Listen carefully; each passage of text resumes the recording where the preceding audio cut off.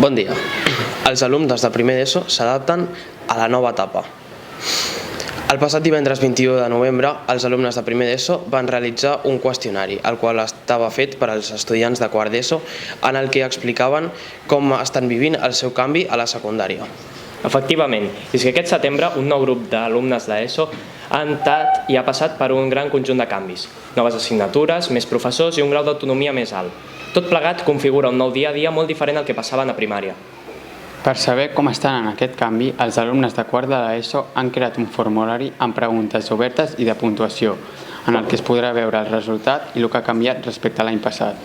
Més concretament, les preguntes de puntuació han permès graduar el grau de satisfacció dels alumnes en certs aspectes, mentre que les obertes els han permès expressar la seva opinió personal. Aquest format ha permès recopilar tant l'opinió general del curs com la individual de cada alumne. Què n'hem tret de tot això? Doncs la primera resposta és clara. L'ESO és més fàcil i menys pressionant del que s'esperaven. Aquesta és una opinió que comparteixen alguns dels alumnes entrevistats. Jo pensava que l'ESO seria molt complicada. Jo pensava que seria difícil, però tampoc tant.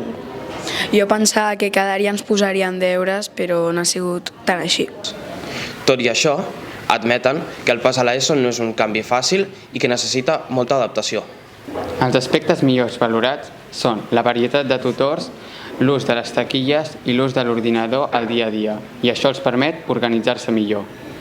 D'altra banda, alguns aspectes no han estat tan ben rebuts, com la quantitat de deures, els horaris o el sistema de faltes, que troben que són més exigents i estrictes, tal com expressen alguns alumnes. El que més em costa són que posen molts deures i mates.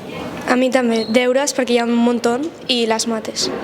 Jo igual, però a mi en canvi de les mates em costa bastant socials. Això pot permetre que el centre prengui mesures i ho faciliti als alumnes. Una iniciativa que no només dona veu als alumnes de primer d'ESO, sinó també permet que els de quart participin activament en la vida del centre. Sens dubte, una experiència enriquidora per tothom. Seguirem informats de la situació i l'evolució d'aquest grup d'alumnes d'ESO. Us han informat Rodrigo Vide, Albert Aznar i Joan Alsina.